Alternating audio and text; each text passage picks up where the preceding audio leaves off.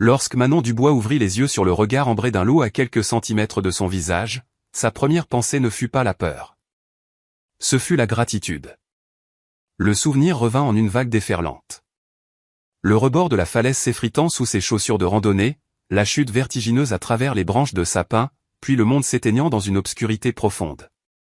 Maintenant, elle reposait sur un lit de mousse et d'aiguilles de pin, sa jambe fracturée grossièrement immobilisée par des branches et des lanières de tissu arrachées à sa propre veste. Du sang avait séché sur son front, mais l'hémorragie s'était arrêtée. Deux loups la cernaient, tels des gardiens silencieux. La plus grande, une magnifique femelle blanche, surveillait la forêt, les oreilles dressées au moindre signe de danger. Le plus jeune, un mâle aux yeux vairons, l'un ambre, l'autre d'un bleu glacial, pressait son corps chaud contre son flanc, partageant sa chaleur vitale. Son téléphone satellite gisait en morceaux à une dizaine de mètres. Aucun secours n'allait venir. Pourtant, d'une manière ou d'une autre, contre toute attente, elle était encore en vie, et elle n'était pas seule. Manon Dubois avait toujours cru que la terre gardait des mémoires. Ayant grandi au cœur de la communauté des Cévennes avec sa grand-mère, Monique Moreau, elle avait appris à lire les histoires écrites dans la pierre et le cours des ruisseaux, dans la façon dont la brume matinale s'accrochait à certaines vallées et en évitait d'autres. Mais jamais elle n'aurait imaginé que la terre se souviendrait d'elle. À 28 ans, Manon portait le poids de 3 générations sur ses épaules. Ses parents étaient morts dans un accident de voiture quand elle avait 16 ans, victime d'un chauffard ivre qui s'en était sorti sans une égratignure. Sa grand-mère, Monique, la dernière gardienne du savoir traditionnel de leur famille sur les plantes, était décédée 6 mois plus tôt, laissant à Manon un gîte rempli d'herbes séchées et un cœur plein de questions qu'elle n'avait jamais pensé à poser. Maintenant, alors qu'elle gisait, brisée, à l'ombre des sommets du parc national des Écrins, Manon se demandait si c'était ainsi que son histoire allait se terminer. Elle en était à sa 3e semaine d'une expédition de recherche en solitaire, documentant les propriétés médicinales des plantes de haute altitude pour sa thèse. Ce travail était plus qu'académique. Le diabète faisait des ravages dans sa communauté, et elle était convaincue que les réponses se trouvaient dans les anciennes coutumes, dans les plantes que leurs ancêtres utilisaient depuis des siècles. La pression financière était écrasante. Ses prêts étudiants s'élevaient à 127 000 €, et les frais médicaux de sa grand-mère avaient épuisé les maigres économies de la famille. Manon cumulait 3 emplois pendant l'année universitaire, et cette recherche représentait son dernier espoir d'une percée qui pourrait financer l'achèvement de son doctorat. Elle descendait en rappel le long d'une paroi rocheuse pour atteindre une espèce rare de campanule lorsque son équipement avait lâché. La louve blanche, qu'elle avait décidé d'appeler Blanche, se déplaçait avec la grâce d'une reine arpentant son domaine. Son pelage était immaculé, à l'exception d'une fine cicatrice sur son museau. Autour de son cou pendait un collier de cuir délavé orné de broderies du Languedoc qui coupa le souffle à Manon. Le motif lui était familier, le même que sa grand-mère lui avait enseigné dans son enfance. Le jeune loup était différent. Ombre, comme elle l'avait baptisé, semblait presque humain dans son intelligence. Quand Manon frissonnait, il ajustait sa position pour la protéger du vent. Quand elle essayait d'attraper sa gourde, il la rapprochait doucement avec son museau. Ses yeux vairons contenaient une conscience qui la troublait et la réconfortait à parts égales. Cette vallée avait été le lieu de pâturage de sa famille pendant des générations avant les expropriations forcées. La vallée de la pluie, ainsi que l'appelait maintenant l'administration du parc, sans jamais en connaître la raison. L'arrière-arrière-grand-mère de Manon était née ici, avait cueilli les mêmes plantes que Manon étudiait à présent, avait peut-être foulé ces mêmes sentiers de serre.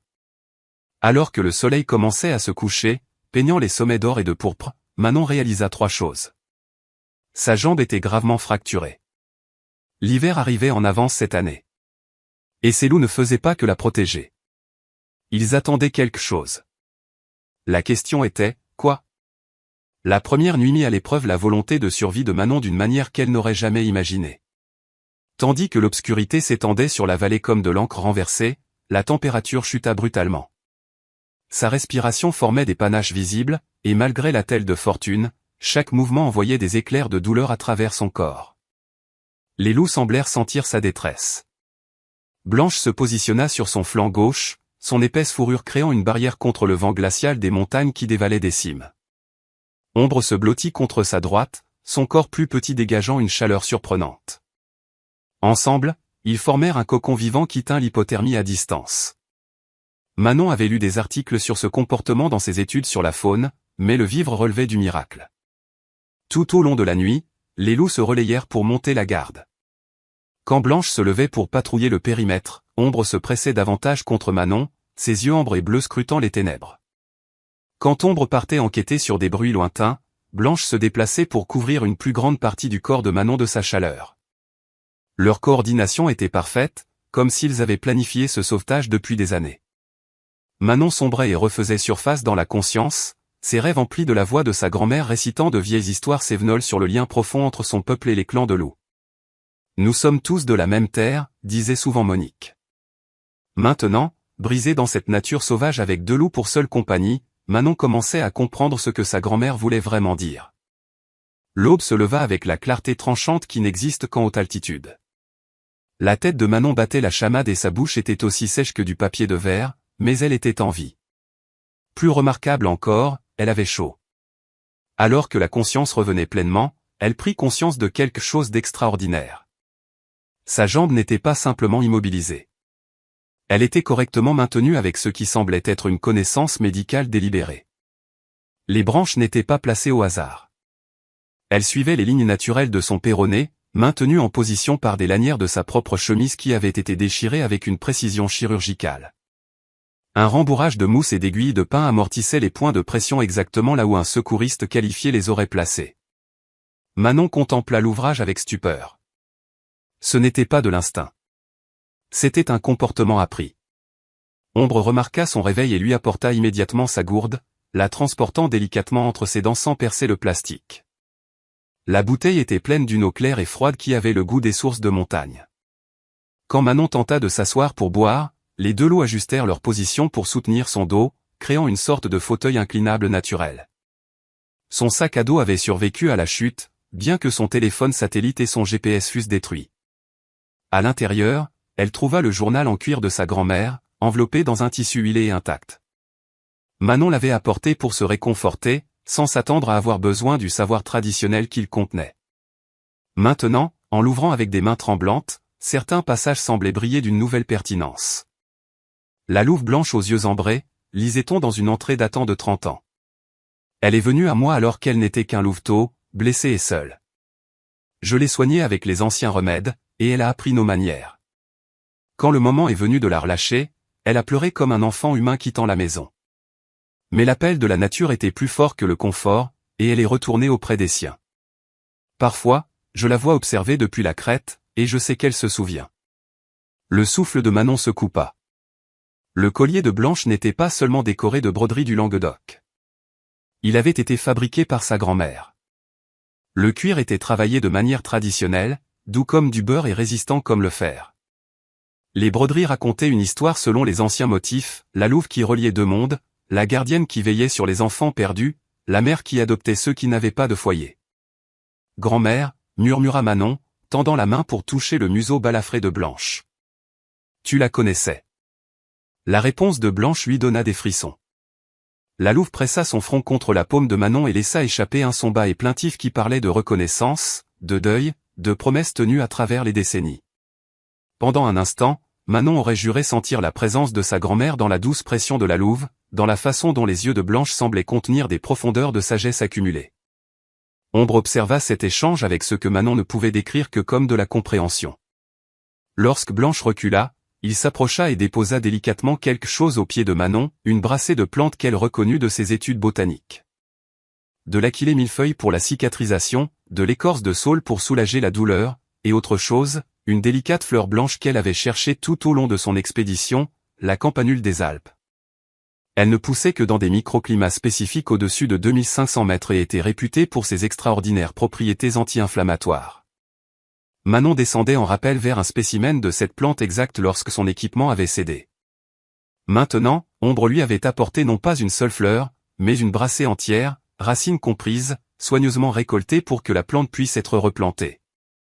En examinant le cadeau, Manon remarqua quelque chose qui fit trembler ses mains. Mêlés aux plantes médicinales traditionnelles se trouvaient des articles modernes, des lingettes antiseptiques, du ruban adhésif médical et des sachets d'antibiotiques d'urgence. Ceux-ci n'avaient pas poussé sur le flanc de la montagne. Quelqu'un les avait laissés là, cachés dans une cachette que seule une personne connaissant intimement la région saurait trouver. Le journal de sa grand-mère fournit un autre indice. Les anciennes cachettes, lisait-on dans une autre entrée. Là où nos ancêtres entreposaient les remèdes durant les hivers rudes. Les loups se souviennent de ces endroits mieux que la plupart des humains. Si le danger survient, ils savent où trouver ce dont ils ont besoin. Manon réalisa qu'elle n'était pas seulement la bénéficiaire d'un instinct animal. Elle faisait partie d'un réseau de survie soigneusement entretenu qui s'étendait sur des générations. Sa grand-mère s'était préparée pour ce jour, avait entraîné Blanche, avait laissé des provisions dans des endroits stratégiques de la vallée. Même d'outre-tombe, Monique protégeait encore sa petite fille. Mais des questions subsistaient. Comment Ombre connaissait-il l'existence de la cache médicale? Pourquoi semblait-il comprendre exactement ce dont Manon avait besoin avant même qu'elle ne le sache? Et, plus troublant encore, pourquoi son équipement de rappel avait-il lâché en premier lieu? Manon examina son matériel d'escalade plus attentivement. La corde ne s'était pas effilochée ni rompue sous l'usure. Elle avait été coupée, pas complètement sectionnée, mais affaiblie à un point crucial pour qu'elle cède sous son poids. Quelqu'un avait saboté son équipement, avait voulu qu'elle tombe. La seule question était de savoir s'ils avaient eu l'intention de la tuer ou simplement de l'isoler. Comme s'ils sentaient son malaise grandissant, les deux loups se rapprochèrent. Les oreilles de Blanche pivotaient constamment, surveillant la forêt à la recherche de menaces, tandis que les yeux verrons d'Ombre ne quittaient pas le visage de Manon. Ils étaient beaux, intelligents et clairement dévoués à son bien-être. Mais ils étaient aussi des animaux sauvages dans un parc national où l'interaction entre l'homme et la faune était strictement réglementée. Si les gardes du parc la trouvaient avec ces loups, les animaux seraient probablement déplacés ou pire. Manon prit une décision qui allait tout changer. Au lieu d'essayer de signaler sa position pour être secourue, elle apprendrait à survivre avec ses gardiens inattendus. Sa jambe cassée finirait par guérir, et ses provisions pourraient durer une autre semaine si elle les rationnait soigneusement. Plus important encore, elle devait comprendre ce que sa grand-mère avait commencé avec ces loups, et pourquoi quelqu'un avait tenté de la tuer pour l'arrêter. Cet après-midi-là, Ombre lui apporta d'autres cadeaux, une couverture de survie cachée dans une autre cache, des rations préparées à la française, du bœuf bourguignon sous vide encore bon, et, plus remarquable encore, une radio avec des piles neuves. Mais lorsque Manon tenta de contacter les services du parc, elle découvrit que la radio était verrouillée sur des fréquences spécifiques, des canaux militaires qui ne devraient pas exister dans une zone de conservation civile. Quelqu'un opérait dans la vallée de la pluie. Quelqu'un avec des ressources et l'autorisation d'utiliser du matériel de communication militaire. Quelqu'un qui en savait assez sur le programme de recherche de Manon pour saboter son équipement au moment précis où elle serait la plus vulnérable. Et quelqu'un qui n'avait manifestement pas compté sur l'intervention de Blanche et Ombre. Alors que le soleil se couchait sur son deuxième jour dans la nature, Manon commença à comprendre que sa chute n'avait pas été un accident, et son sauvetage n'était pas seulement une chance. Elle était prise au milieu de quelque chose de plus grand que la recherche universitaire, quelque chose qui avait commencé avec la relation de sa grand-mère avec ses loups et menaçait maintenant de se terminer par la mort de Manon. Mais Blanche et Ombre avaient d'autres plans. À la tombée de la nuit, ils se positionnèrent pour une autre nuit de protection. Leur vigilance suggérait qu'ils savaient exactement quel danger rôdait dans les montagnes. Manon serra le journal de sa grand-mère et se prépara à tout ce que le lendemain apporterait, sachant que sa survie dépendait de sa confiance en des créatures que la logique lui disait de craindre. La dernière chose qu'elle entendit avant que l'épuisement ne l'emporte fut le grognement sourd d'Ombre résonnant à travers la vallée. Non pas une menace, mais un avertissement à ceux qui se trouvaient là-dehors. Manon Dubois était sous la protection du clan des loups, et cette protection ne serait pas abandonnée sans combat. Le troisième matin amena un visiteur que Manon n'attendait pas. Elle se réveilla pour trouver Ombre debout, rigide, les poils hérissés, un grognement sourd grondant dans sa poitrine. Blanche s'était positionnée entre Manon et la lisière des arbres, son langage corporel criant la défense territoriale. À travers la brume matinale, une silhouette émergea de la forêt, les mains levées en signe de paix. Le docteur Stéphane Lenoir n'était pas ce que Manon avait imaginé pour son éventuel sauvetage. Grand et mince, avec des cheveux noirs grisonnants, il se déplaçait dans le sous-bois avec la confiance tranquille de quelqu'un qui appartenait à ces montagnes. Ses vêtements étaient pratiques, des bottes de randonnée usées, un pantalon cargo et une veste en toile patinée qui avaient vu des années de travail sur le terrain. Plus important encore, il portait une trousse médicale qui semblait bien plus complète que tout ce dont un chercheur typique aurait besoin. Doucement, l'ami, dit doucement Stéphane, s'adressant à Ombre plutôt qu'à Manon. Je ne suis pas là pour faire du mal. Ce qui frappa le plus Manon, c'est qu'il parla au loup en ancien patois occitan, utilisant ce qui ressemblait à des phrases traditionnelles pour calmer les animaux. Le grognement d'Ombre diminua légèrement, bien qu'il restât alerte. Blanche maintint sa posture protectrice, mais permit à Stéphane de s'approcher à portée de voix. Manon Dubois, dit enfin Stéphane, la reconnaissant. Votre grand-mère, Monique, parlait souvent de vous. Je suis le docteur Stéphane Lenoir, biologiste de la faune. Je suis ces loups depuis plusieurs semaines dans le cadre d'une étude de conservation. Manon étudia son visage, cherchant la tromperie. Il y avait quelque chose de familier dans ses traits, une ressemblance qu'elle ne parvenait pas à situer. Ses yeux sombres avaient la même profondeur de connaissance qu'elle avait vue dans le regard de sa grand-mère, le regard de quelqu'un qui portait de vieilles histoires et comprenait le poids de la tradition. « Comment saviez-vous où me trouver » demanda Manon, sa voix rauque après 3 jours avec peu d'eau. Stéphane montra Blanche du doigt. Elle est mon sujet de recherche depuis plus de 2 ans. Lorsque son collier GPS a cessé de bouger à cet endroit pendant de longues périodes, je suis venu enquêter. Il fit une pause, étudiant la telle de fortune de Manon avec un intérêt professionnel. Bien que je doive dire que celui qui a soigné votre jambe savait ce qu'il faisait. Manon jeta un coup d'œil à Ombre, qui s'était assez détendu pour s'asseoir, mais continuait de surveiller attentivement Stéphane. Ce seraient mes anges gardiens, ici. Remarquable, murmura Stéphane en sortant un appareil photo numérique. Cela vous dérange si je documente cela ? Le niveau de soin qu'ils ont montré est sans précédent dans le comportement des loups sauvages.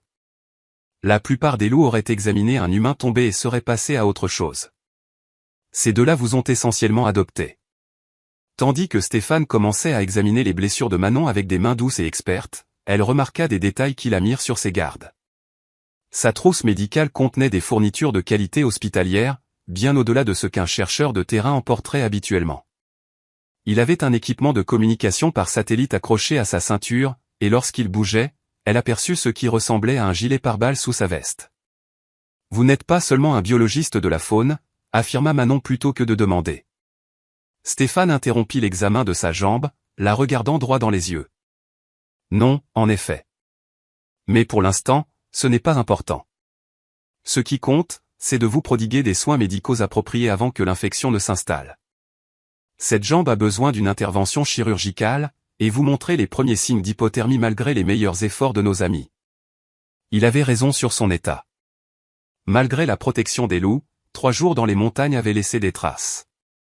Sa température corporelle fluctuait sauvagement, et la douleur dans sa jambe était passée d'une agonie aiguë à une douleur sourde et profonde qui suggérait des complications. « Je peux appeler pour une évacuation par hélicoptère, » poursuivit Stéphane. « Mais il y a une complication. Ces loups devront venir avec nous, au moins temporairement. » Blanche porte un collier de suivi expérimental qui contient des données de recherche précieuses. Et Ombre, il s'interrompit, étudiant le jeune loup avec une expression que Manon ne put déchiffrer. « Ombre ? Quoi ? » insista Manon. Ombre est spécial. Ses schémas comportementaux, son niveau d'intelligence, sa capacité apparente à résoudre des problèmes et à anticiper les besoins humains. Ces traits sont extrêmement rares chez les loups sauvages. Si certaines personnes apprenaient ses capacités, elles voudraient le capturer pour l'étudier. Manon sentit un frisson qui n'avait rien à voir avec l'air de la montagne. Quel genre de personne ? Avant que Stéphane ne puisse répondre, la radio à sa ceinture crépita. Une voix parla en jargon militaire codé, rapportant des coordonnées GPS et demandant des mises à jour de statut. Stéphane baissa rapidement le volume, mais Manon en avait assez entendu pour comprendre que ce n'était pas une expédition de recherche de routine. « Stéphane, dit-elle prudemment, qui êtes-vous vraiment, et quel est le rapport avec ma grand-mère » La question sembla le vieillir sous ses yeux. Il s'assit sur ses talons, regardant alternativement Manon et les loups avec l'expression d'un homme portant de lourds secrets. Quand il parla de nouveau, sa voix portait le poids d'un vieux chagrin.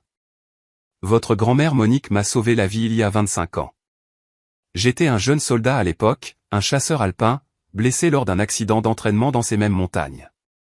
Elle m'a trouvé, a soigné mes blessures avec des remèdes traditionnels et m'a appris à respecter les anciennes coutumes.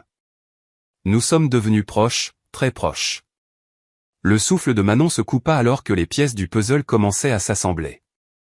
Les traits familiers, la façon dont il se déplaçait en territoire cévenol avec une aisance désinvolte, la profondeur de sa connaissance du travail de sa grand-mère. À quel point proche ? Murmura-t-elle.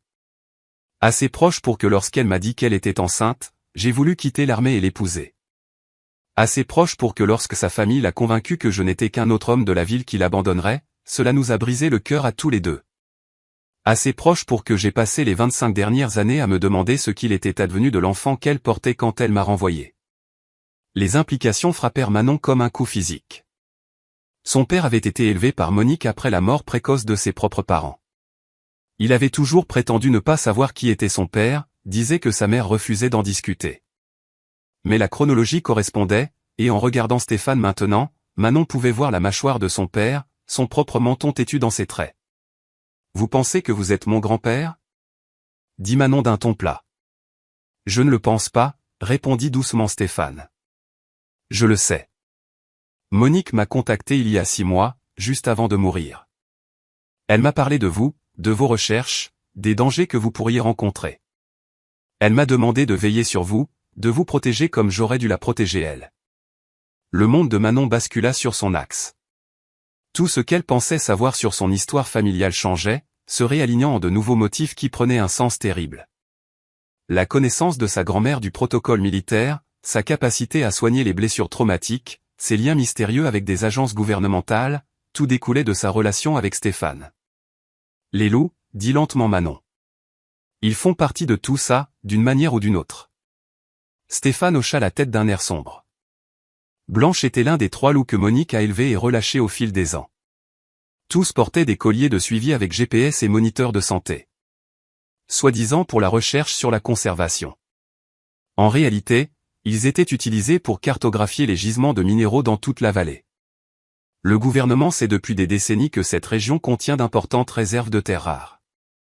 Et maintenant, ces minéraux valent des milliards, et certaines entreprises veulent les droits d'exploitation de cette vallée. La revendication de la communauté des Cévennes sur ces terres est la seule chose qui se dresse sur leur chemin. La mort de votre grand-mère n'était pas naturelle, Manon. Elle a été empoisonnée parce qu'elle était sur le point de révéler les études minérales illégales et les dommages environnementaux qu'elle causait. L'accusation flottait dans l'air comme la fumée d'un bûcher funéraire. L'esprit de Manon vacillait, essayant de traiter l'idée que sa grand-mère bien-aimée avait été assassinée pour avoir protégé une terre sacrée. Mais cela expliquait tant de choses. La maladie soudaine de Monique, son insistance urgente pour que Manon continue la recherche sur les plantes, ses derniers mots sur la protection de ce qui compte le plus. Ombre se leva brusquement, les oreilles dressées vers la forêt. Blanche le rejoignit immédiatement, les 2 loups faisant face à la même direction, leurs corps tendus pour la fuite ou le combat. Au loin, Manon pouvait entendre le vrombissement rythmé des rotors d'hélicoptères qui approchaient rapidement. « Nous devons bouger » dit Stéphane avec urgence, emballant ses fournitures médicales. « Ce n'est pas notre transport. »« Comment le savez-vous ?»« Parce que je n'ai pas encore appelé pour une évacuation. Quelqu'un d'autre nous suit, et ils ne viennent pas pour aider. » Stéphane tira Manon sur ses pieds avec une douceur surprenante, compte tenu de l'urgence de la situation. Ses jambes hurlèrent de protestation, mais l'adrénaline masqua le pire de la douleur. Blanche et Ombre les flanquèrent alors qu'ils s'enfonçaient plus profondément dans la forêt, suivant ce qui semblait être une piste de gibier, mais qui ressemblait davantage à une voie d'évacuation que Monique avait planifiée des années à l'avance. « Il y a un gîte à environ 3 kilomètres d'ici, » expliqua Stéphane pendant qu'il marchait. « Votre grand-mère l'utilisait comme station de recherche, mais c'est aussi une planque. Nous pouvons nous regrouper là-bas et décider de notre prochain mouvement. » « Notre prochain mouvement » halta Manon, luttant pour suivre le rythme malgré sa blessure. « Manon, vous n'êtes plus seulement une doctorante. Vous êtes l'héritière légale du savoir de Monique et de sa revendication sur cette terre. Vous êtes aussi le seul témoin de ce dont ces loups sont capables, ce qui fait de vous soit un atout extrêmement précieux, soit un passif dangereux, selon le camp dans lequel vous vous trouvez. » Le bruit de l'hélicoptère se rapprochait, et Manon pouvait entendre des voix crier au loin. Stéphane sortit sa radio et parla rapidement dans ce qui ressemblait à un code militaire, signalant leur position et demandant une extraction immédiate. Mais quelque chose dans son ton suggérait que ce n'était pas une opération de sauvetage. C'était une évasion. « Qui nous poursuit ?» demanda Manon. « Des gens qui pensent que Blanche et Ombre valent plus que votre vie, » répondit sombrement Stéphane. « Des gens qui ont tué votre grand-mère quand elle a menacé de révéler leur opération. Des gens qui ont saboté votre équipement d'escalade parce qu'ils avaient besoin de vous écarter définitivement. » Comme invoqué par ces paroles, Blanche laissa échapper un long hurlement plaintif qui résonna à travers la vallée. Ce n'était pas un appel à l'aide ou un avertissement aux rivaux. C'était un chant funèbre, une lamentation pour Monique Moreau et tous les autres gardiens qui étaient morts en protégeant ce lieu sacré. Ombre répondit par son propre hurlement, plus aigu et plus urgent. Et soudain, Manon comprit ce que les loups attendaient. Pas un sauvetage, mais la vengeance. Pas la sécurité, mais la justice pour la femme qui les avait aimés au point de mourir pour leur liberté. La chasse ne faisait que commencer, mais Manon ne fuyait plus le danger. Elle courait vers la vérité qui allait soit sauver, soit détruire tout ce pourquoi sa grand-mère était morte. Le gîte émergea de la forêt comme un souvenir rendu manifeste. Construit à partir de rondins taillés à la main, argenté par des décennies de tempêtes de montagne, il se trouvait dans une prairie cachée qui semblait exister hors du temps. Manon reconnut la main de sa grand-mère dans chaque détail, le jardin d'herbes aromatiques qui était devenu sauvage mais montrait encore une planification minutieuse, les panneaux solaires déguisés parmi les branches de pin, les couleurs de sa région flottant au vent depuis les avant-toits. Elle a construit cet endroit comme une retraite, expliqua Stéphane en aidant Manon à monter les marches du porche. Mais il a toujours été conçu pour être une forteresse si nécessaire. À l'intérieur, le gîte révéla le véritable objectif de Monique. Ce qui semblait être une simple station de recherche d'une seule pièce était en réalité un centre de commandement sophistiqué.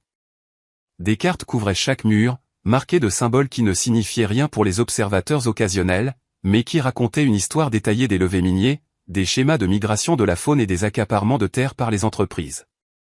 Du matériel informatique bourdonnait silencieusement dans un coin, alimenté par le réseau solaire caché et entretenu par quelqu'un qui venait clairement régulièrement. Manon s'effondra dans une chaise faite de bois courbé et de peau de cerf, sa jambe blessée palpitant à chaque battement de cœur. Blanche et Ombre se postèrent près des fenêtres, maintenant leur vigile protectrice même dans ce sanctuaire. Les loups semblaient connaître cet endroit, se déplaçant dans l'espace avec la familiarité de visiteurs fréquents. « Depuis combien de temps venez-vous ici ?» demanda Manon à Stéphane alors qu'il activait les ordinateurs avec une efficacité experte. « Depuis la mort de Monique. » Elle a laissé des instructions spécifiques dans son testament. Si quelque chose lui arrivait, je devais surveiller cet équipement et guetter les signes d'une activité corporative croissante dans la vallée. Ses doigts volèrent sur le clavier, affichant des images satellites et des levées géologiques. Ce que j'ai trouvé était pire que ce qu'elle soupçonnait. L'écran se remplit de données qui glacèrent le sang de Manon. Des cartes détaillées de la composition minérale montraient de vastes gisements de terres rares dans toute la vallée de la pluie. Des études d'impact environnemental prédisaient une destruction écologique complète si des opérations minières à grande échelle commençaient. Le plus accablant de tout étaient les communications d'entreprises discutant de l'élimination d'actifs et de la suppression d'obstacles, avec le ton désinvolte d'une liste de courses. Ils l'ont tuée parce qu'elle allait révéler tout ça, murmura Manon, fixant des courriels qui discutaient de l'activisme gênant de sa grand-mère et de la nécessité de solutions permanentes. Ils l'ont tuée parce qu'elle était la gardienne légale de Blanche et des autres loups de recherche, corrigea Stéphane. Selon une ancienne loi coutumière, ces animaux étaient considérés comme des parents sacrés avec des droits territoriaux spécifiques. Tant que les loups avaient un statut juridique, les compagnies minières ne pouvaient pas prétendre que la terre était une nature sauvage inhabitée. Manon sentit les pièces s'emboîter avec une clarté écœurante. Et maintenant qu'elle est morte, le statut juridique des loups dépend de la reconnaissance d'un gardien de la communauté. Vous êtes sa seule parente vivante ayant des racines cévenoles et l'éducation pour comprendre leurs schémas comportementaux. Aux yeux de la loi traditionnelle, vous êtes leur héritière naturelle. Mais je ne suis qu'une doctorante, protesta Manon. Je ne connais rien à la tutelle légale ou à la politique locale. Stéphane ouvrit un autre fichier, celui-ci contenant des documents numérisés écrits de la main soignée de Monique. Elle s'était préparée à cela. Chaque recherche que vous avez faite, chaque plante que vous avez cataloguée, chaque observation sur le comportement animal, tout cela a été construit en vue de ce moment. Elle vous formait pour être leur voix. Manon lut les notes de sa grand-mère avec une stupéfaction croissante. Monique avait documenté l'intelligence de Blanche, les capacités de résolution de problèmes d'ombre et leur capacité à nouer des liens émotionnels complexes avec une précision scientifique. Plus important encore, elle avait replacé leur comportement dans le cadre de la tradition cévenole, arguant que ces loups représentaient un pont entre la sagesse ancienne et la science moderne de la conservation. Elle montait un dossier juridique, réalisa Manon, prouvant que Blanche et Ombre ne sont pas seulement des animaux. Ce sont des ressources culturelles avec les mêmes droits de protection que les sites sacrés. Exactement. Et ça fonctionnait, jusqu'à ce que le consortium minier décide que les batailles juridiques prenaient trop de temps. La mâchoire de Stéphane se serra avec une colère à peine contenue.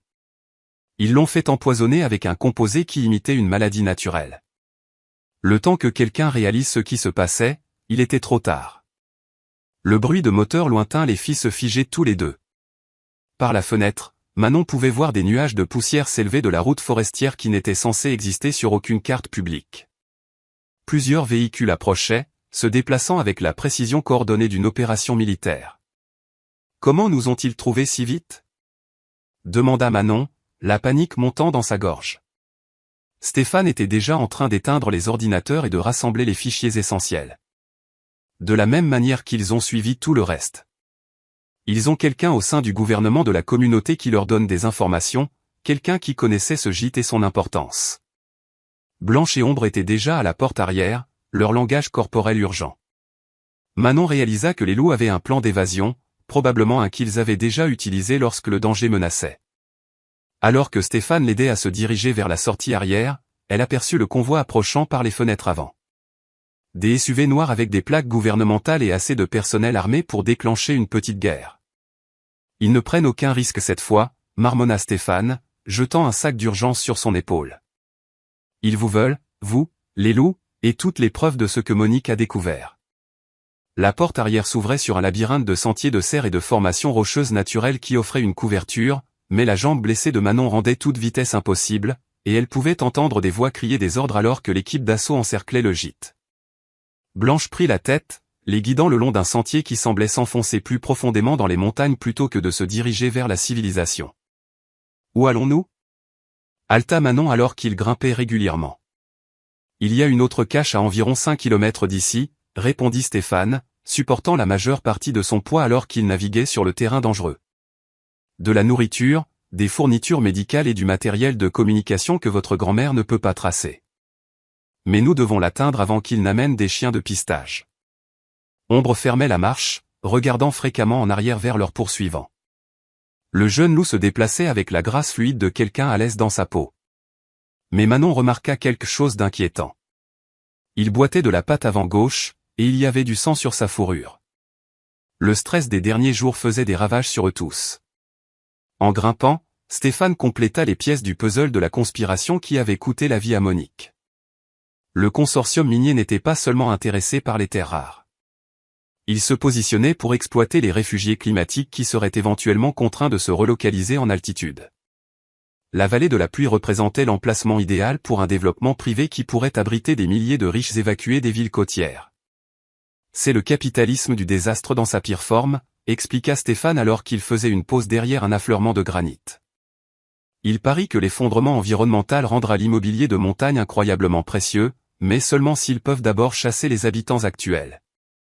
Les loups, la communauté des Cévennes, quiconque pourrait avoir un statut juridique pour les arrêter, ajouta Manon, comprenant l'ampleur de ce à quoi ils étaient confrontés. Et des chercheurs comme vous qui pourraient documenter les crimes environnementaux qu'ils commettent en cours de route.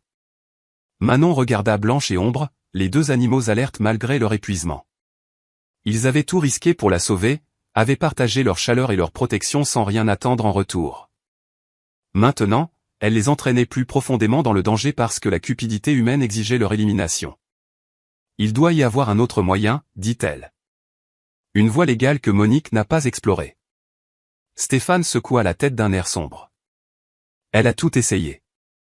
Les lois sur la protection de l'environnement, les revendications de souveraineté locale, les protections des espèces menacées. Le consortium a des avocats spécialisés dans le contournement de toutes ces garanties. La seule chose qui les a arrêtés était sa tutelle personnelle des loups. Et maintenant qu'elle est partie, ils pensent avoir gagné, termina Manon. Un hélicoptère passa au-dessus, ses rotors battant l'air avec une violence mécanique. Des équipes de recherche se déployaient dans la forêt, utilisant l'imagerie thermique et la coordination radio pour resserrer leurs filets. Manon réalisa qu'ils avaient peut-être une heure avant d'être acculés, et sa blessure faisait d'elle plus un fardeau qu'un atout dans n'importe quelle poursuite. « Stéphane, dit-elle doucement, et si nous nous séparions ? Vous emmenez les loups en sécurité et j'essaierai d'atteindre le poste des gardes. Si je suis capturé, peut-être que je pourrai les convaincre que les loups ne sont que des animaux, qu'ils ne valent pas leur peine. » Absolument pas. Sa réponse fut immédiate et féroce. Monique m'a fait promettre de vous protéger, et ce n'est pas négociable. De plus, vous sous-estimez ce que vous représentez pour Blanche et Ombre. Comme pour prouver ses dires, Blanche s'approcha de Manon et pressa sa tête massive contre son épaule. Le contact était doux mais ferme, un geste qui parlait de liens familiaux plus profonds que les barrières des espèces. Ombre les rejoignit, ses yeux verrons reflétant une loyauté qui transcendait l'instinct de survie. Ils vous ont adopté, poursuivit Stéphane. Dans la culture des loups, cela signifie qu'ils vous défendront jusqu'à la mort. Leur demander de vous abandonner serait comme vous demander d'abandonner vos propres enfants. Manon sentit les larmes qu'elle avait retenues couler enfin. En 3 jours, ces loups lui avaient montré plus d'amour inconditionnel qu'elle n'en avait reçu des humains depuis des années. Ils avaient tout risqué pour sauver une étrangère, simplement parce que sa grand-mère avait un jour fait preuve de gentillesse envers leur famille. La profondeur de leur engagement l'humiliait et la terrifiait. Alors nous trouverons un autre moyen, dit-elle en essuyant ses yeux et en se relevant avec difficulté. Monique a passé des décennies à se préparer pour ce combat. Elle a dû nous laisser plus que de simples cachettes et des cartes. Stéphane sourit pour la première fois depuis qu'il l'avait trouvé, et Manon entrevit de nouveau l'homme que sa grand-mère avait autrefois aimé. En fait, c'est le cas. Mais ça ne va pas vous plaire. Quel genre de solution? Le genre qui exige que vous lui fassiez entièrement confiance, même après la mort. Le genre qui signifie marcher au cœur du territoire ennemi avec rien d'autre que la foi et 2 loups comme soutien. Manon regarda Blanche et Ombre, les 2 animaux la fixant avec des expressions qui semblaient presque humaines dans leur intensité. Ils avaient déjà prouvé qu'ils la suivraient n'importe où, combattraient n'importe quel ennemi, affronteraient n'importe quel danger. La question était de savoir si elle avait assez de courage pour les mener dans une bataille qui déterminerait non seulement leur survie, mais aussi le sort de tout ce pourquoi Monique était morte. Dites-moi ce qu'elle a prévu, dit Manon, et elle le pensait. Le plan final de Monique était aussi audacieux que terrifiant. Caché dans la cachette la plus profonde, emballé dans des conteneurs étanches et marqués de symboles que seul Manon pouvait lire, se trouvaient des documents qui exposeraient la conspiration, mais qui exigeaient qu'elle se rende directement dans le bastion de l'ennemi pour les déployer efficacement. Elle appelait ça la vérité, expliqua Stéphane alors qu'il se blottissait dans un système de grottes qui parcourait le flanc de la montagne au-dessus de la vallée. Chaque preuve, chaque conversation enregistrée, chaque transaction financière qui prouve que le consortium minier l'a assassiné et a saboté votre équipement, tout est ici. Mais cela doit être transmis depuis leur propre antenne de communication pour avoir une valeur juridique. Manon étudia les spécifications techniques avec une appréhension croissante. Le siège temporaire de la compagnie minière se trouvait dans un complexe fortifié à l'embouchure de la vallée, hérissé d'équipements de sécurité et de personnel armé. S'approcher suffisamment pour accéder à leur liaison satellite serait presque impossible pour une unité militaire entraînée, sans parler d'une doctorante blessée et de 2 loups. C'est du suicide, murmura-t-elle, en regardant Blanche panser la patte blessée d'Ombre avec une douce précision. Le jeune loup souffrait manifestement, mais il endurait les soins de sa mère adoptive avec une patience stoïque. Nous ne passerons jamais leur périmètre. Monique ne le pensait pas, répondit Stéphane, sortant des plans architecturaux qui montraient la disposition du complexe avec des détails saisissants. Elle a passé 2 ans à cartographier leur protocole de sécurité, à identifier les faiblesses et à préparer des contingences. Elle savait exactement comment ils réagiraient à diverses menaces. Les plans révélaient une compréhension sophistiquée de la mentalité de la sécurité d'entreprise. Le consortium s'était protégé contre les assauts de véhicules, les attaques aériennes et les techniques d'infiltration traditionnelles. Mais ils avaient fait une supposition cruciale, que toute menace sérieuse viendrait d'adversaires humains utilisant des tactiques conventionnelles. Ils n'ont jamais affronté quelqu'un avec Blanche et Ombre comme alliés, réalisa Manon, en étudiant les itinéraires de patrouille et l'emplacement des capteurs. Leurs détecteurs de mouvement sont calibrés pour des intrus de taille humaine. Leurs gardes surveillent les gens, pas les loups. Stéphane hocha la tête d'un air approbateur. Monique a passé des mois à conditionner Blanche à naviguer dans les systèmes de sécurité. La vieille fille sait comment éviter les plaques de pression, les détecteurs de mouvement et les caméras infrarouges. C'est essentiellement un agent des forces spéciales à 4 pattes. Manon regarda Blanche avec un nouveau respect et une horreur grandissante. Sa grand-mère avait entraîné cette magnifique créature pour ce qui était essentiellement une mission suicide, sachant que le succès coûterait probablement la vie au loup. Le poids de ce sacrifice s'installa sur les épaules de Manon comme un fardeau physique. Il y a autre chose, continua Stéphane à contre-cœur. Les preuves doivent être transmises pendant une fenêtre spécifique ce soir, lorsque les dirigeants du consortium tiennent leur visioconférence hebdomadaire avec leurs investisseurs. Monique a piraté leur emploi du temps il y a des mois. Si nous manquons cette occasion, ils déplaceront l'opération et nous n'aurons jamais d'autre chance. Le délai était brutalement serré. Ils avaient 6 heures pour descendre des montagnes, pénétrer dans un complexe lourdement gardé, accéder à un équipement de communication sophistiqué et télécharger des gigaoctets de données incriminantes, tout en évitant d'être capturés par des mercenaires professionnels autorisés à utiliser la force létale. La jambe blessée de Manon palpitait à chaque battement de cœur, un rappel constant de ses limites physiques. Mais alors qu'elle regardait Ombre lutter pour se remettre sur ses pattes malgré ses propres blessures, elle réalisa que le courage n'était pas l'absence de peur ou de douleur. C'était le fait d'agir malgré elle. « Montrez-moi l'itinéraire », dit-elle doucement. Stéphane étala des cartes topographiques détaillées marquées des annotations soignées de Monique. Le chemin descendant de leur position actuelle nécessitait de traverser 5 km de terrain découvert, de franchir une rivière gonflée par la fonte des neiges et d'approcher le complexe depuis l'angle mort que Monique avait identifié derrière l'antenne de communication principale. La phase critique commence ici, dit Stéphane en désignant un groupe de bâtiments entourés de barbelés et de miradors. Blanche et Ombre devront créer une diversion à la porte principale pendant que vous et moi approchons par l'arrière. Nous aurons peut-être 15 minutes pour télécharger les fichiers avant que leur protocole de sécurité ne verrouille tout le système. Quel genre de diversion ? L'expression de Stéphane était sombre. Le genre qui attire tous les gardes du complexe loin du centre de communication. Blanche sait comment déclencher leurs alarmes de périmètre systématiquement, donnant l'impression d'un assaut coordonné depuis plusieurs directions. C'est une tactique brillante, mais cela signifie qu'elle sera exposée aux tirs pendant que nous serons en sécurité à l'intérieur, termina Manon. La manière désinvolte dont les humains prévoyaient de sacrifier les animaux pour leurs propres besoins lui retourna l'estomac. Il doit y avoir un autre moyen. Monique a exploré toutes les alternatives, dit doucement Stéphane. C'est le seul plan qui nous donne une chance raisonnable de succès. Blanche et Ombre ne sont pas des animaux de compagnie, Manon. Ce sont des guerriers qui comprennent pourquoi ils se battent. Votre grand-mère leur a appris que certaines choses valent la peine de mourir. Manon ferma les yeux, essayant de canaliser la sagesse de sa grand-mère. Monique avait passé sa vie à équilibrer le pragmatisme et la compassion, à faire des choix difficiles pour le bien commun. Si elle avait conçu ce plan, c'était parce qu'elle avait épuisé toutes les alternatives qui n'exigeaient pas un sacrifice aussi terrible. L'après-midi se passa en préparation intense. Stéphane vérifia et revérifia leur équipement électronique pendant que Manon étudiait la disposition du complexe jusqu'à ce qu'elle puisse s'y déplacer les yeux bandés. Blanche et Ombre semblaient sentir la mission approcher, leur comportement passant de protecteur à tactique. Ils se déplaçaient maintenant avec détermination, conservant leur énergie pour l'épreuve à venir.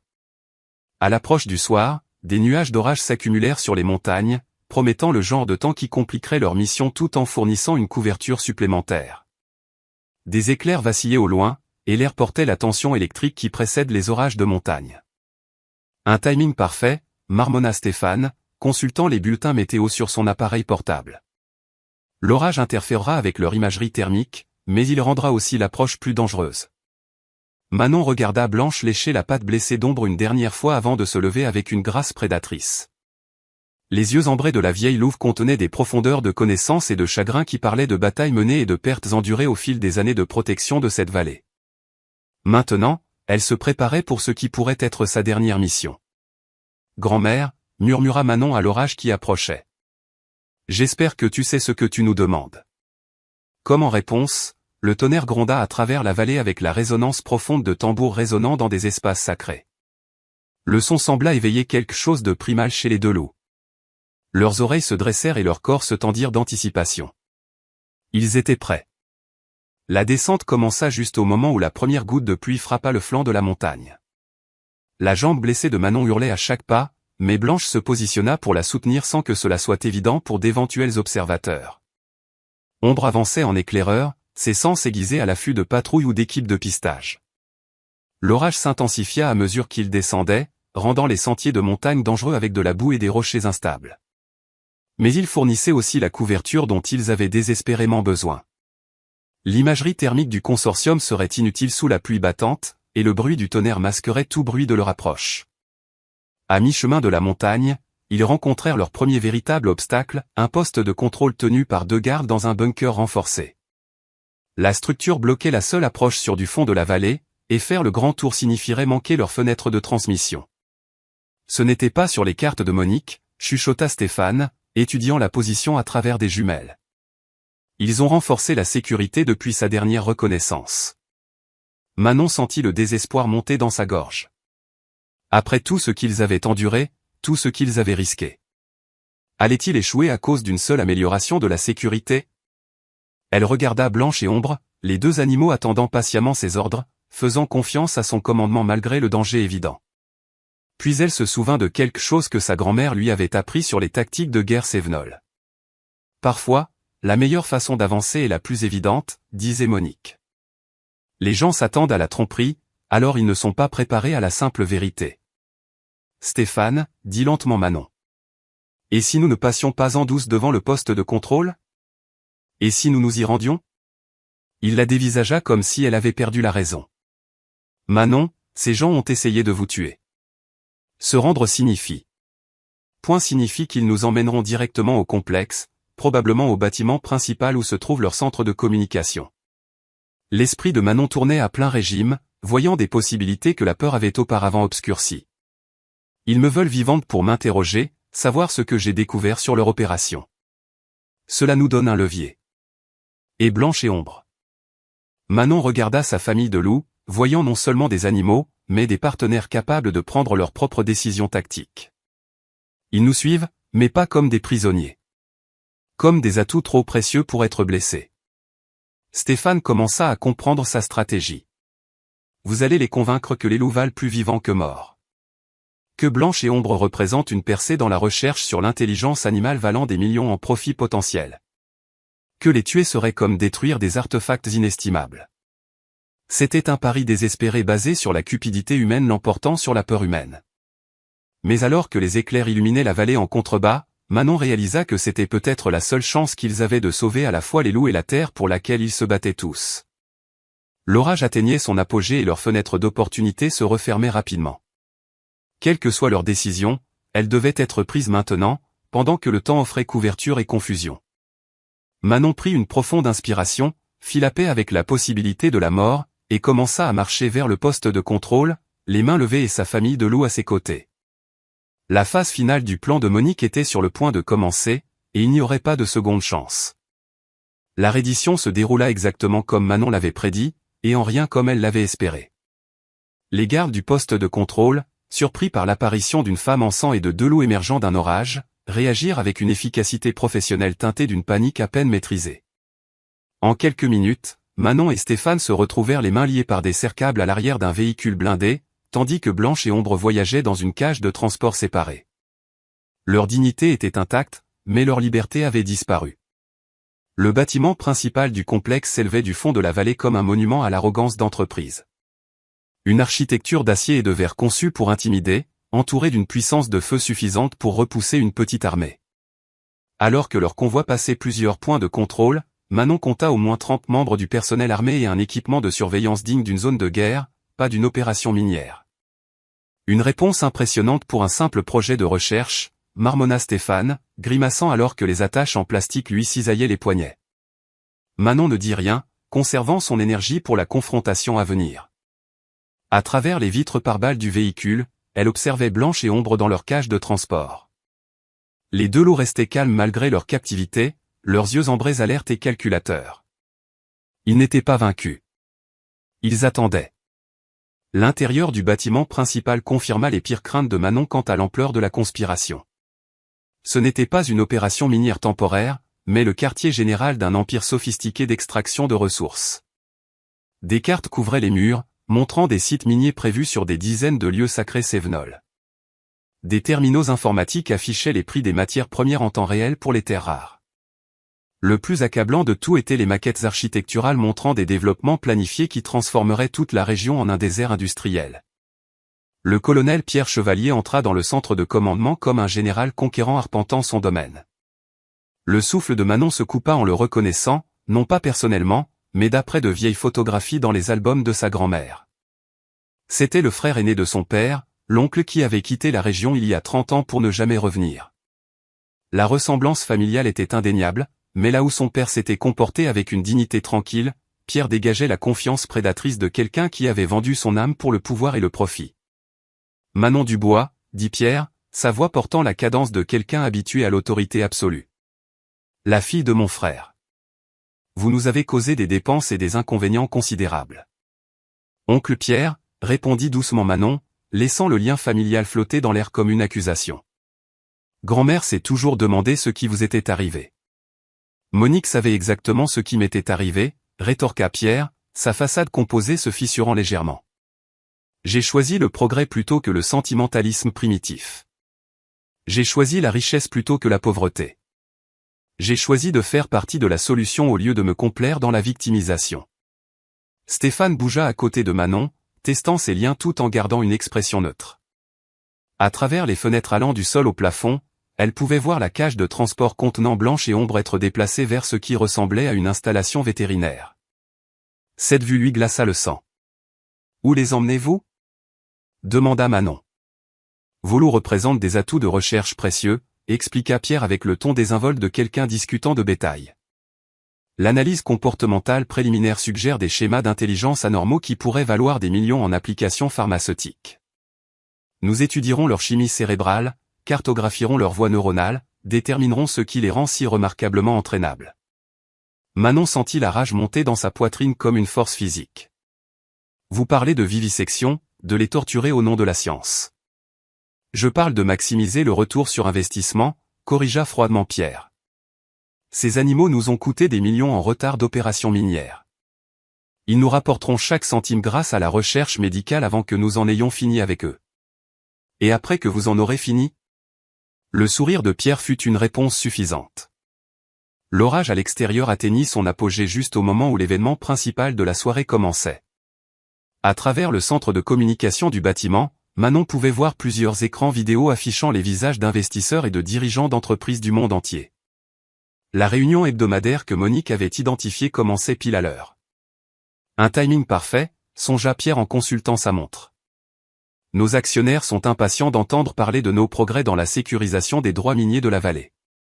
Ils seront particulièrement intéressés de savoir que les derniers obstacles juridiques ont été éliminés.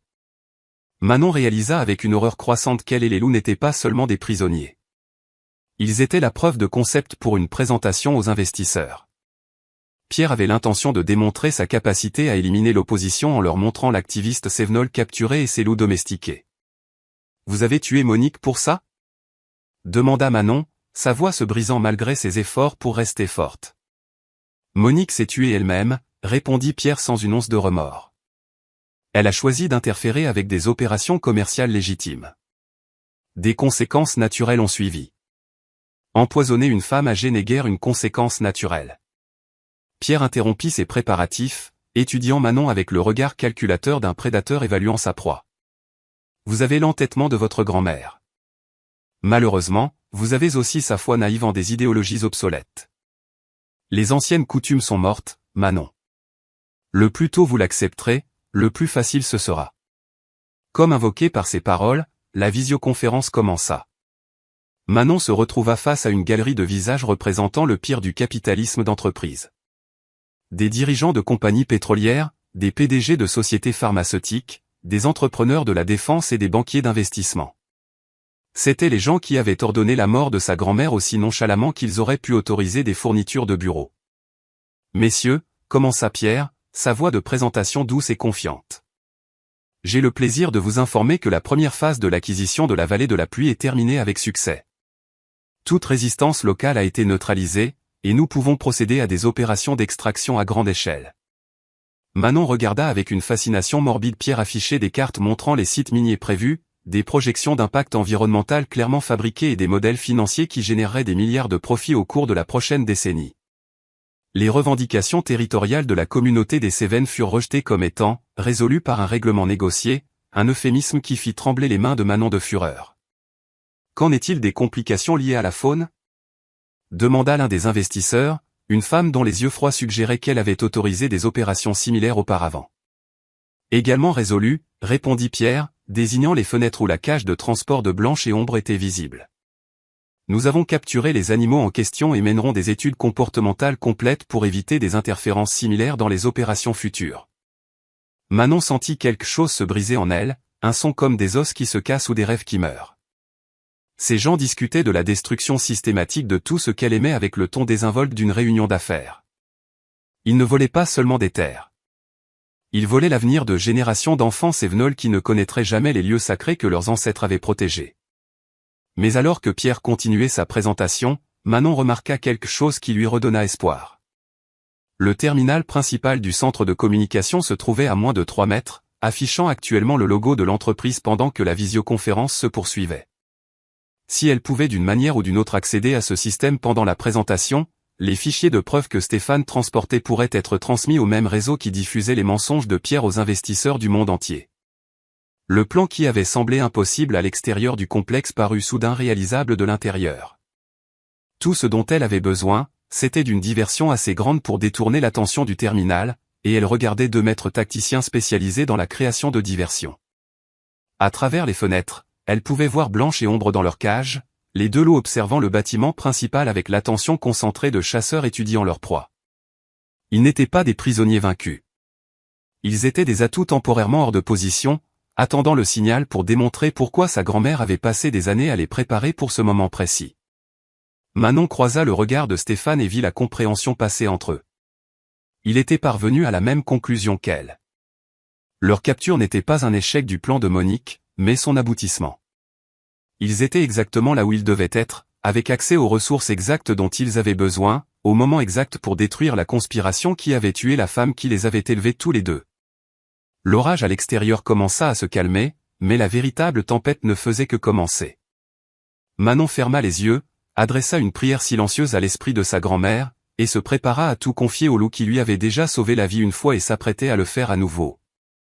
Pierre arrivait juste au sommet de sa présentation lorsque les lumières s'éteignirent, et la véritable bataille commença. La panne de courant dura exactement 43 secondes, assez longtemps pour que Blanche et Ombre s'échappent de leur cage de transport, mais pas assez pour que les générateurs de secours du complexe tombent complètement en panne. Lorsque les lumières vacillèrent de nouveau, le chaos éclata dans l'installation alors que le personnel de sécurité s'efforçait de comprendre comment de l'eau avait disparu d'un conteneur en acier verrouillé. Manon avait compté sur la confusion, mais elle n'avait pas anticipé la terreur pure qui s'empara des mercenaires endurcis lorsqu'ils réalisèrent qu'ils chassaient des prédateurs intelligents dans un espace clos. Blanche et Ombre ne s'échappaient pas seulement. Ils mettaient en œuvre une campagne de guerre psychologique coordonnée que Monique leur avait enseignée pendant des années d'entraînement minutieux. Toutes les unités, nous avons une brèche de confinement au transport 7, crépita le système radio. 2 sujets en liberté dans le complexe. Considérez-les comme extrêmement dangereux. Le sang-froid de Pierre Chevalier s'évapora alors que les rapports affluaient de toute l'installation. Les loups ne fuyaient pas au hasard. Ils ciblaient systématiquement les vulnérabilités du complexe avec une précision chirurgicale. Ombre avait d'une manière ou d'une autre déclenché plusieurs alarmes incendie en séquence, forçant des protocoles d'évacuation qui vidaient des bâtiments clés. Blanche avait été aperçue près du dépôt de véhicules où plusieurs camions de transport développèrent soudainement de mystérieuses pannes mécaniques. Comment est-ce possible ? Demanda l'un des investisseurs lors de la visioconférence, le visage tordu d'incrédulité. Ce sont des animaux, pas des agents des forces spéciales. Des animaux hautement entraînés, corrigea Stéphane depuis ses liens, parlant pour la première fois depuis leur capture. Entraînés par quelqu'un qui comprenait à la fois la psychologie animale et les tactiques militaires, quelqu'un qui a passé 30 ans à se préparer pour ce scénario précis. Manon observa le visage de Pierre alors que la compréhension se faisait jour. Monique savait, murmura-t-il, le sang quittant ses traits. Elle savait que nous les capturerions. Tout cela fait partie de son plan. Ma grand-mère avait toujours 3 longueurs d'avance sur tout le monde, dit Manon avec une fierté tranquille. Même sur vous. La conférence des investisseurs se détériorait rapidement alors que les dirigeants d'entreprise réalisaient qu'ils assistaient non pas à une démonstration contrôlée, mais à une contre-attaque soigneusement orchestrée. Certains commencèrent à se déconnecter de l'appel, tandis que d'autres exigeaient des explications pour les défaillances de sécurité évidentes. La présentation soigneusement construite de Pierre s'effondrait en temps réel. « Monsieur, nous avons besoin de vous au centre de commandement immédiatement », rapporta un officier de sécurité via l'interphone. Les sujets ont compromis notre antenne de communication principale. Le cœur de Manon bondit. Ce n'était pas une destruction aléatoire. C'était un ciblage tactique. Blanche et Ombre coupaient la capacité du complexe à appeler des renforts extérieurs tout en créant des opportunités pour Stéphane d'accéder au réseau interne. Chaque mouvement était calculé pour servir l'objectif ultime de Monique. Pierre quitta la salle de conférence avec la plupart de son équipe de sécurité, laissant Manon et Stéphane sous une garde minimale. Le mercenaire restant était clairement nerveux, sursautant à chaque bruit et vérifiant constamment son arme. La pression psychologique de chasser des loups invisibles en territoire familier s'avérait plus efficace qu'une confrontation directe. Ce serait le bon moment, murmura Stéphane, travaillant ses mains contre les serre-câbles. Manon avait fléchi ses poignets depuis une heure, utilisant une technique que sa grand-mère lui avait apprise pour traiter les brûlures de cordes lors des cérémonies traditionnelles. Le plastique céda finalement juste au moment où une autre alarme se mit à hurler quelque part dans les profondeurs du bâtiment. Ses mains étaient libres, mais le garde ne l'avait pas encore remarqué. La conférence des investisseurs continuait de jouer sur l'écran principal, montrant maintenant principalement des fenêtres vidéo vides alors que les dirigeants d'entreprise fuyaient l'appel manifestement compromis. Mais l'équipement d'enregistrement était toujours actif, diffusant toujours sur le réseau qui reliait ces personnes à leur conspiration mondiale. Si Manon pouvait accéder au terminal pendant seulement 60 secondes, les fichiers de preuve de Monique se propageraient dans tout leur système de communication. Un fracas énorme résonna dans le bâtiment, suivi de cris et du son indubitable de tirs d'armes automatiques. Le garde se tourna vers le tumulte, son attention complètement détournée de ses prisonniers. Manon se déplaça avec la grâce fluide que sa grand-mère lui avait enseignée, se levant de sa chaise et traversant la pièce en 3 pas silencieux. Les liens de Stéphane se rompirent juste au moment où Manon atteignit le terminal de communication. Ses doigts volèrent sur le clavier, accédant au protocole de téléchargement que Monique avait programmé des mois plus tôt. Le système reconnut immédiatement les fichiers cryptés, affichant une barre de progression qui avançait avec une lenteur angoissante. 15% téléchargé, puis 20%, puis 25%. Qu'est-ce que vous faites ? Le garde s'était retourné vers eux, son arme levée, mais son expression confuse plutôt que menaçante. Il était jeune, probablement à peine sorti de sa formation de base, et les événements de la nuit avaient clairement dépassé sa maigre expérience. Je dis la vérité, répondit Manon sans quitter l'écran des yeux. Quelque chose que votre employeur aurait dû essayer avant d'assassiner ma grand-mère. Le téléchargement atteignit 50% juste au moment où Pierre Chevalier fit irruption dans la pièce, le visage rouge de rage et d'effort. Derrière lui, Manon pouvait voir de la fumée et entendre le chaos organisé d'une installation assiégée. Blanche et Ombre démantelaient systématiquement 30 ans de planification minutieuse avec l'efficacité méthodique de maîtres tacticiens. Éloignez-vous de ce terminal, gronda Pierre, dégainant son arme de poing et la pointant directement sur la tête de Manon. Trop tard, dit calmement Manon, regardant la barre de progression atteindre 75%. Vos investisseurs voient déjà tout. Relevé bancaire, ordre d'assassinat, dissimulation d'impact environnemental, documents de corruption, tout y est.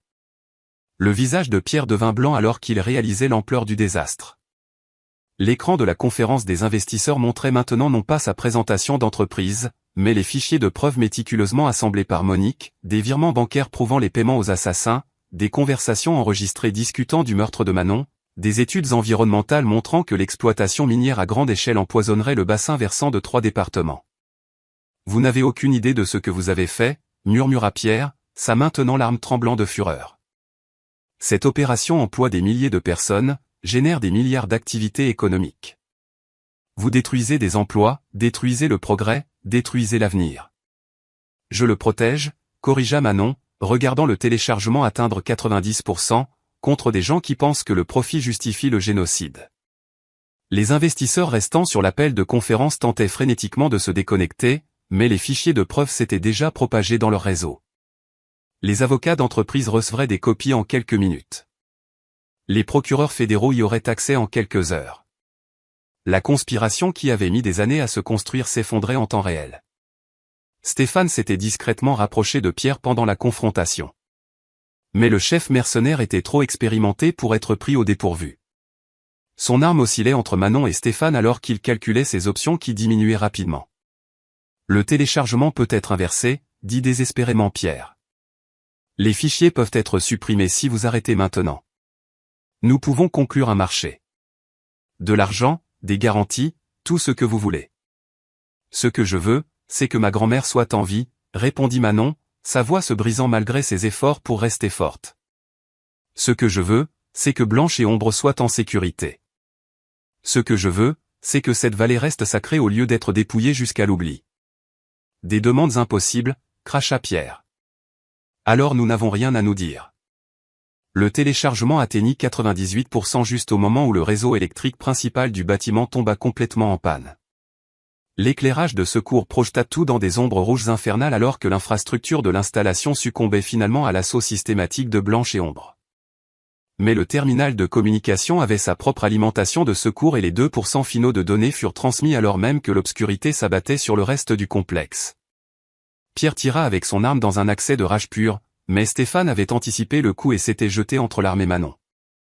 La balle l'atteignit à l'épaule, le faisant tourner sur lui-même, mais sans le faire tomber. Pierre leva l'arme pour un second tir juste au moment où Blanche apparut dans l'embrasure de la porte comme un esprit vengeur. La louve se déplaça avec une grâce liquide, couvrant la distance entre la porte et Pierre en 2 bonds. Son attaque fut précise et professionnelle, non pas la fureur sauvage d'un animal, mais la frappe calculée d'un guerrier qui comprenait exactement la force nécessaire. L'arme de Pierre vola à travers la pièce alors que le poids de Blanche le projetait au sol. Ombre apparut un instant plus tard, se positionnant entre le chef mercenaire déchu et Manon.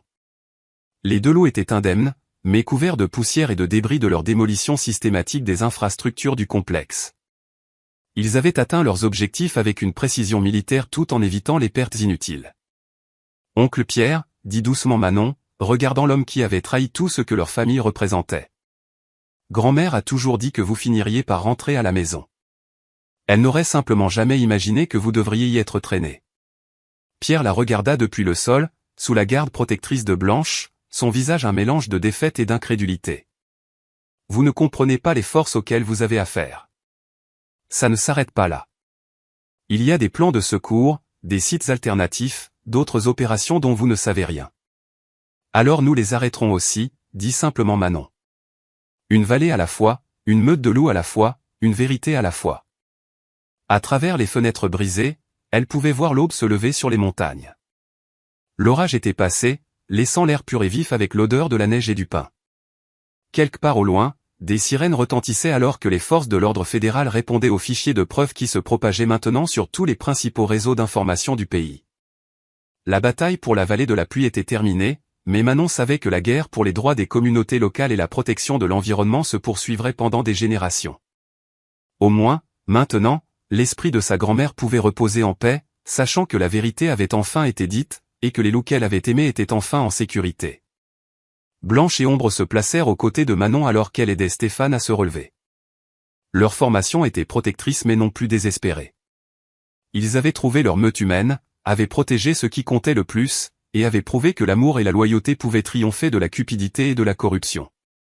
Le soleil se leva pleinement sur les montagnes, peignant les sommets d'or et de pourpre, et pour la première fois depuis des mois, Manon Dubois se sentit vraiment en paix.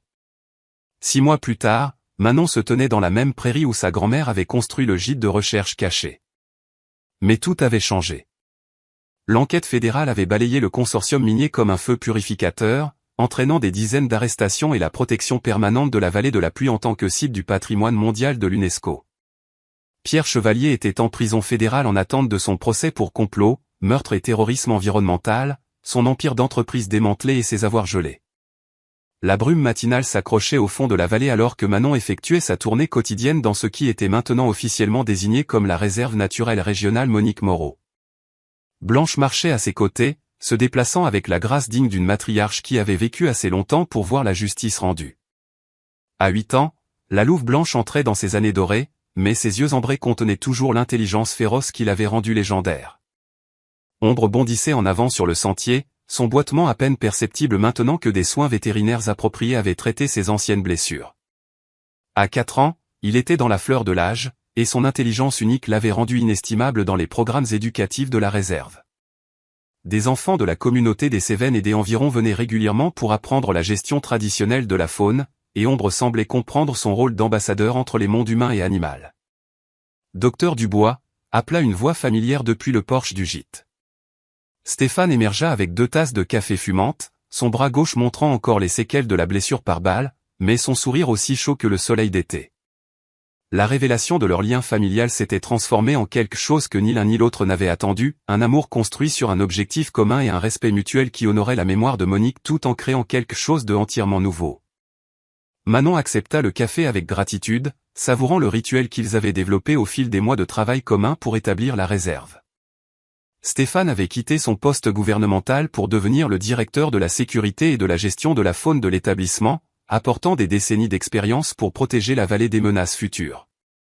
L'équipe de tournage du documentaire sera là cet après-midi, lui rappela Stéphane alors qu'il marchait vers le bâtiment principal de recherche. Arte veut se concentrer sur le rôle de Blanche et Ombre dans la révélation de la conspiration. Manon hocha la tête, toujours émerveillée par l'attention internationale que leur histoire avait suscitée. La combinaison de la corruption d'entreprise, de la destruction de l'environnement et de l'intelligence remarquable manifestée par Blanche et Ombre avait captivé l'imagination mondiale. Les dons affluaient du monde entier, finançant des programmes de recherche qui alliaient les connaissances traditionnelles cévenoles à la science moderne de la conservation. Avez-vous décidé ce que vous allez leur dire sur les méthodes d'entraînement de grand-mère ? Demanda Stéphane. C'était une question à laquelle Manon était confrontée quotidiennement. Les techniques de Monique pour développer les capacités tactiques des loups restaient largement mystérieuses, enregistrées dans des symboles et des phrases en occitan qui prendraient des années à déchiffrer complètement. Une partie du savoir était morte avec elle, mais Manon apprenait progressivement à lire les signes que sa grand-mère avait laissés derrière elle. Je leur dirai la vérité, décida Manon. Que l'amour et le respect peuvent enseigner à n'importe quelle créature à dépasser ses limites perçues. Que ma grand-mère a vu en Blanche et Ombre un potentiel que personne d'autre n'a reconnu, et qu'elle a passé des années à nourrir ce potentiel pour en faire quelque chose d'extraordinaire. Ils firent une pause devant la stèle commémorative qui marquait l'endroit où Blanche avait fait sa dernière résistance contre les mercenaires de pierre. La communauté avait commandé à un artiste local une sculpture qui capturait le courage et la dignité de la louve, entourée de plantes indigènes que Monique avait étudiées toute sa vie. Des offrandes de tabac frais laissées par les visiteurs ornaient la base, un témoignage de la révérence continue pour le sacrifice de Blanche. Mais Blanche n'était pas morte cette nuit-là, malgré les attentes de tout le monde. La vieille louve avait survécu à ses blessures grâce à une détermination pure et aux excellents soins vétérinaires qui avaient suivi leur sauvetage. Manon se demandait souvent si Blanche avait su depuis le début que la survie était possible, si l'entraînement de Monique avait inclus des leçons d'espoir ainsi que de tactique. L'équipe juridique a appelé ce matin, poursuivit Stéphane en entrant dans le bâtiment de recherche. Le procès de la communauté pour les droits miniers a été réglé en notre faveur. Le gouvernement fédéral verse des réparations pour les levées illégaux et établit un fonds fiduciaire pour les programmes éducatifs locaux. Manon sourit, imaginant la réaction de sa grand-mère à cette nouvelle. Monique s'était battue pour les droits locaux toute sa vie, se sentant souvent comme une voix prêchant dans le désert. Maintenant, sa mort avait déclenché un mouvement qui remodelait la politique fédérale sur la souveraineté locale et la protection de l'environnement. Le bâtiment de recherche bourdonnait d'activité alors que les étudiants de 3e cycle de Manon se préparaient pour le travail de terrain de la journée. Sa thèse de doctorat sur la médecine traditionnelle par les plantes avait évolué en un programme de recherche complet qui révolutionnait le traitement du diabète et d'autres maladies chroniques affectant les communautés de la région. La campanule des Alpes qui avait commencé son voyage poussait maintenant dans des parcelles soigneusement entretenues, ses propriétés uniques étant étudiées par des sociétés pharmaceutiques selon des directives éthiques strictes. Docteur Dubois, appela Chloé Fournier, l'une des étudiantes les plus prometteuses de Manon. Les résultats de laboratoire sont revenus sur les échantillons d'hier. Les concentrations d'alcaloïdes dans les spécimens de haute altitude sont 30% plus élevées que nous l'avions prévu. Manon examina les données avec une excitation croissante. Chaque découverte les rapprochait du développement de traitements qui pourraient sauver des vies tout en honorant les connaissances traditionnelles qui avaient rendu la recherche possible. C'était exactement le genre de pont entre la sagesse ancienne et la science nouvelle que Monique avait imaginé. Blanche et Ombre s'étaient installées dans leur rôle de mascotte non officielle de la réserve avec une grâce remarquable. Blanche passait la plupart de son temps à encadrer les jeunes loups du programme de réhabilitation, leur enseignant des techniques de survie avec la patience d'un maître. Ombre travaillait avec l'équipe éducative, démontrant des capacités de résolution de problèmes qui laissaient les visiteurs émerveillés et les scientifiques s'efforçant de comprendre la base neurologique de son intelligence. Ce ne sont pas des animaux de compagnie, disait toujours Manon aux visiteurs qui voulaient toucher ou nourrir les loups. Ce sont des partenaires dans le travail de conservation, des collègues qui se trouvent marcher sur 4 pattes au lieu de 2. Le tournage du documentaire de l'après-midi se déroula sans encombre, Blanche et Ombre jouant leur rôle avec une compétence professionnelle. L'équipe d'Arte était particulièrement intéressée par la capacité d'Ombre à manipuler des dispositifs mécaniques simples et la compréhension sophistiquée de Blanche des états émotionnels humains. Les deux loups semblaient comprendre l'importance de la documentation, restant immobiles pour les gros plans et démontrant leur capacité avec une répétition patiente. C'est sans précédent, s'émerveilla le docteur Valérie Lefebvre, la comportementaliste de la faune consultante pour le documentaire. Le niveau de développement cognitif que nous observons suggère qu'un enrichissement environnemental et des liens sociaux appropriés peuvent débloquer des potentiels chez les animaux sauvages que nous n'avions jamais imaginés. Manon regarda Ombre guider doucement un enfant visiteur loin d'une parcelle de recherche fragile, utilisant juste assez de pression pour le rediriger sans l'effrayer. Les actions du loup démontraient non seulement de l'intelligence, mais de la sagesse, une compréhension des conséquences et des relations qui transcendaient le simple entraînement. À l'approche du soir, l'équipe de tournage remballa son équipement et retourna à la civilisation, laissant la réserve s'installer dans ses rythmes nocturnes paisibles. Manon parcourut les sentiers du périmètre avec Blanche et Ombre, vérifiant les stations de recherche et profitant de la communion avec la nature qui était devenue essentielle à son bien-être quotidien. La vallée avait radicalement changé depuis cette nuit, 6 mois auparavant, où la cupidité des entreprises avait failli tout détruire, ce pourquoi Monique avait travaillé. Là où l'équipement minier avait autrefois menacé de balafrer le paysage, des installations de recherche fonctionnaient désormais en harmonie avec l'environnement naturel. Là où des mercenaires armés avaient patrouillé avec une intention violente, des gardes locaux maintenaient maintenant la sécurité dans le respect de tous les êtres vivants. Grand-mère serait fière, dit Manon à Blanche alors qu'elle faisait une pause au belvédère où Monique s'asseyait souvent pour regarder le coucher du soleil. Elle disait toujours que la vraie victoire n'est pas de vaincre ses ennemis, mais de les transformer en alliés. Même Pierre Chevalier avait commencé cette transformation. Des lettres de prison arrivant à la réserve suggéraient que faire face aux conséquences de ses choix avait entamé un processus de remords sincère. Il ne serait jamais pardonné pour le meurtre de Monique, mais il pourrait encore trouver un moyen de se racheter en témoignant contre d'autres conspirations d'entreprises menaçant les terres locales. Stéphane les rejoignit au belvédère, portant les rapports de recherche du soir. Le programme de réhabilitation des loups a sa première réussite, annonça-t-il avec une fierté évidente. La meute que nous avons sauvée de l'élevage illégal est prête à être relâchée dans la zone de nature sauvage protégée. Manon sentit des larmes de joie menacer de couler. Chaque animal sauvé qui retournait à la nature représentait une victoire pour les valeurs que Monique avait défendues jusqu'à la mort. La réserve devenait exactement ce que sa grand-mère avait imaginé, un lieu où la guérison se produisait à plusieurs niveaux, où les créatures brisées retrouvaient leur intégrité et où l'espoir triomphait du désespoir. Alors que le soleil se couchait derrière les montagnes, peignant le ciel de nuances d'or et de pourpre, Blanche laissa échapper un long hurlement plaintif qui résonna à travers la vallée. Mais ce n'était pas un chant de deuil. C'était une célébration, une déclaration que le clan des loups courait toujours librement dans des lieux sacrés, que l'amour triomphait toujours de la haine, et que certaines choses vaudraient toujours la peine d'être protégées. Ombre se joignit au chant de sa mère adoptive, sa voix plus jeune tissant des harmonies qui parlaient de liens de meute et de loyauté familiale. D'autres loups de la réserve ajoutèrent leur voix, créant une symphonie qui semblait dépasser le monde physique pour toucher les esprits de tous ceux qui s'étaient sacrifiés pour ce moment. Manon ferma les yeux et écouta la musique que sa grand-mère avait passé sa vie à essayer de préserver. Dans ce son, elle entendit la voix de la terre elle-même, ancienne et éternelle, promettant que tant qu'il y aurait des gens prêts à écouter, la conversation entre les humains et la nature continuerait. Lorsque les hurlements s'évanouirent finalement dans un silence paisible, Manon ouvrit les yeux et trouva Stéphane la regardant avec une expression de parfaite compréhension. Ils avaient trouvé quelque chose pourquoi vivre, pourquoi mourir, pourquoi construire un avenir. Ensemble, avec Blanche et Ombre, ils créaient un héritage qui honorerait la mémoire de Monique tout en protégeant les lieux sacrés pour les générations à venir. « Viens », dit Manon en prenant la main de Stéphane alors que les premières étoiles apparaissaient dans le ciel qui s'assombrissait.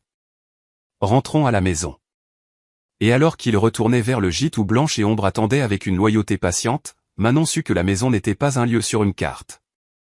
C'était là où l'amour et le but se croisaient, là où la famille choisissait de rester unie malgré les dangers, là où l'espoir se révélait plus fort que la peur. La vallée retenait son souffle dans un contentement paisible.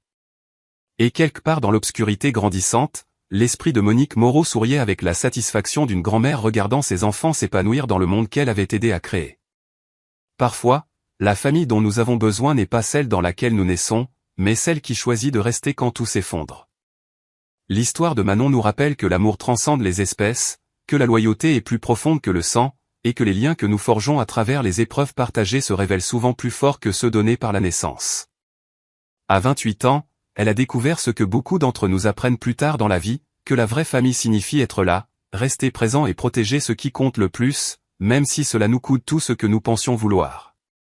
Blanche et Ombre n'ont pas seulement sauvé la vie de Manon dans ces montagnes des Alpes. Ils lui ont appris que le courage n'est pas l'absence de peur, mais la volonté d'agir malgré elle.